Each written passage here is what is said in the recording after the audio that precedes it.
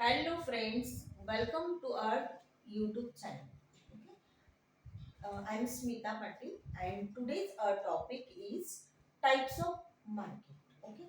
तर आजचा आपला टॉपिक आहे टाइप्स ऑफ मार्केट. तर त्यामध्ये आपण बघणार आहोत primary market and secondary market. Okay. तर आज आपला फोकस असणार आहे टाइप्स ऑफ मार्केट हे दोन आहे प्रायमरी मार्केट आणि सेकंडरी मार्केट आहे. तर त्यामध्ये आपण आज प्रायमरी मार्केटमध्ये कशा पद्धतीने ऍक्टिव्हिटीज होतात ते आपण आज याच्यामध्ये बघणार आहोत आणि आयपीओ पण आपण आजच्या याच्यामध्ये कव्हर करणार आहोत. ओके. तर फ्रेंड्स काय होतं बऱ्याचदा लोक अगदी फ्युचर अँड ऑप्शन या सेगमेंट पर्यंत जातात. फ्युचर अँड ऑप्शन या सेगमेंट पर्यंत जातात, परंतु तिथपर्यंत जाईस्तोवर त्यांना हेच माहिती नसतं की आपण ही जी ट्रेडिंग करतो आहोत, म्हणजे शेअर मार्केटमध्ये आपण जे ट्रेडिंग करतो आहोत, तर ट्रेडिंग कशा पद्धतीने करायची आहे. म्हणजे जे काही शेअर्स आहेत तर ते शेअर्स त्याचं फॉर्मेशन कसं झालेलं आहे, ते शेअर मार्केटमध्ये आले कसे, तर त्याचं रजिस्ट्रेशन कसं झाले आहे, ह्या सगळ्या गोष्टींची माहिती त्यांना नसते. म्हणजे काय होतं, ते बिल्डिंग रचतात परंतु पाया कसा त्याचा उभा राहायचा आहे ते माहितीच नाही. पाया कशा पद्धतीने रचलेला आहे त्याची त्यांना कल्पनाच नसते. फक्त ते ट्रेडिंग करायचं म्हणून ते करत असतात. तर ते म्हणतात ना की नॉलेज हे कधी पण परिपूर्ण पाहिजे, अर्धवट नॉलेज हे कधी पण घातक ठरतं. ओके. तर आज आपण बघणार आहोत की प्रायमरी मार्केटमध्ये शेअरची लिस्टिंग ही कशा पद्धतीने झालेली असते. ओके. तर आज प्रायमरी मार्केटमध्ये काय होतं, प्रायमरी मार्केटमध्ये जेव्हा शेअर्सची लिस्टिंग होते, काय होतं प्रायमरी मार्केटमध्ये जेव्हा शेअरची लिस्टिंग ही होते, तर त्याच्या अगोदर त्यांना काय करावं लागतं.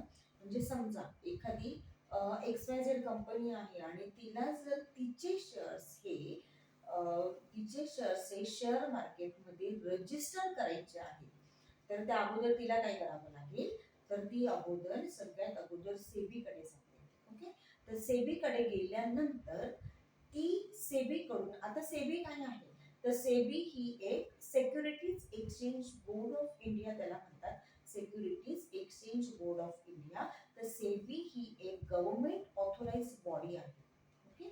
तर ती कंपनी सगळ्यात अगोदर तिला जर तिच्या कंपनीचं रजिस्ट्रेशन ही मार्केटमध्ये करायचं असेल, ती कंपनी लिस्ट करायची असेल, तर त्याच्या अगोदर तिला सेबीकडे जावं लागेल आणि सेबीकडे गेल्यानंतर तिला अगोदर अप्रुव्हल घ्यायचं असतं. तर मग सेबी अगोदर काय करेल, सेबी अगोदर तिची पडताळणी करते. म्हणजे ते सगळे त्या कंपनीचे जे काही डॉक्युमेंट्स आहेत तर ते लिगल आहेत की नाहीयेत, म्हणजे ती कंपनी किती जेन्युइन आहे किंवा ऑनेस्टी त्यांच्यामध्ये आहे का.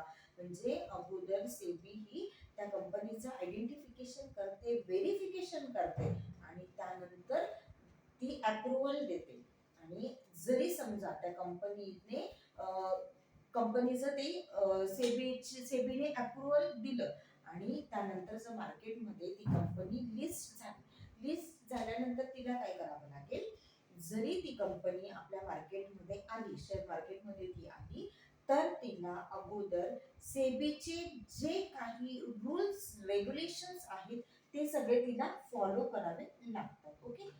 तर आता समजा ती लिस्ट झाली, त्यानंतर तिला तिचे जे शेअर्स आहेत ते आयपीओ थ्रू ती कंपनी डायरेक्ट पीपलला ते शेअर्स विकत असते. ते शेअर्स ती कंपनी डायरेक्ट आयपीओ थ्रू विकत असते. आता आयपीओ म्हणजे नेमकं काय असतं. आयपीओचं लॉंग फॉर्म आहे इनिशियल पब्लिक ऑफर. म्हणजे प्रारंभी पब्लिकला ऑफर दिलेली असते, आपण असं त्याला म्हणूया. ठीक आहे. तर आयपीओ थ्रू ती कंपनी तिचे शेअर्स हे डायरेक्ट पीपलला सेल करत असते. ठीक आहे.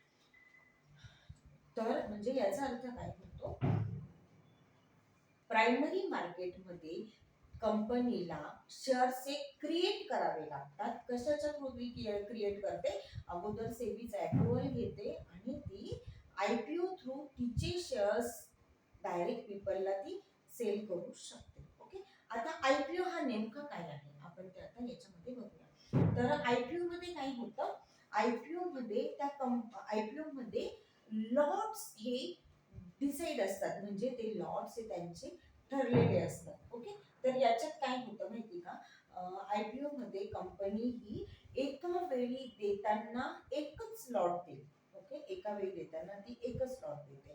म्हणजे तसं पाहायला गेलं ना, तर आयपीओ हा एक प्रकारचा लकी ड्रॉच आहे. ओके, आयपीओ हा एक प्रकारचा लकी ड्रॉ असतो.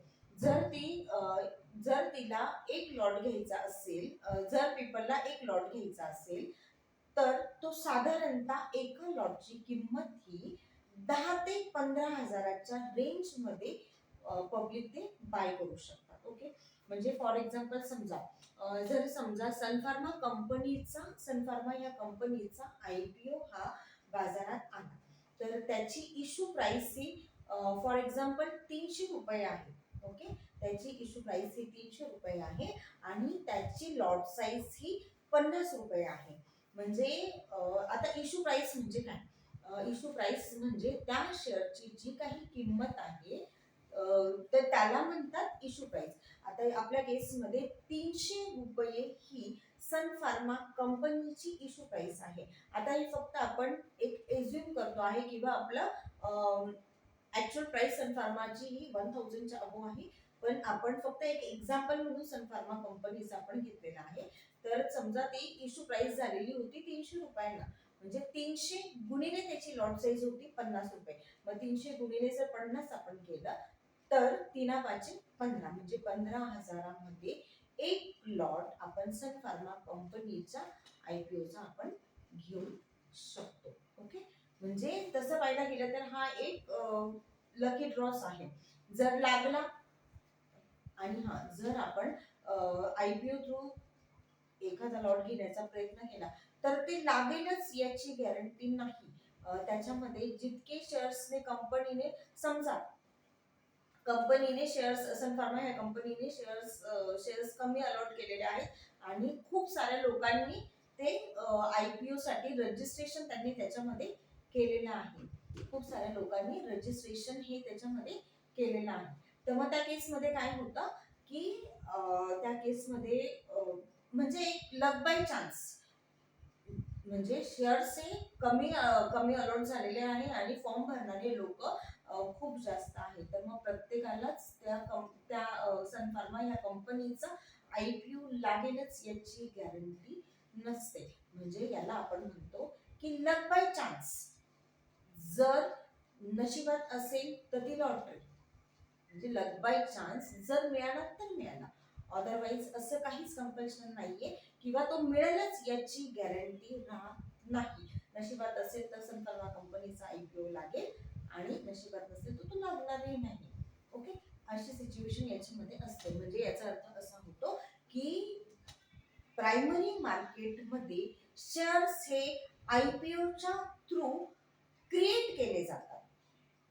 ते बनवले आयपीओच्या थ्रू क्रिएट केले जातात, आणि एकदा का कंपनीचे शेअर्स हे आयपीओ थ्रू क्रिएट झाले, त्यानंतर ते शेअर्स सेकंडरी मार्केटमध्ये ट्रेड करण्यासाठी रेडी असतात. Okay friends, if you like my video, then please subscribe, and thanks for watching video. Bye bye, जय शिवराय.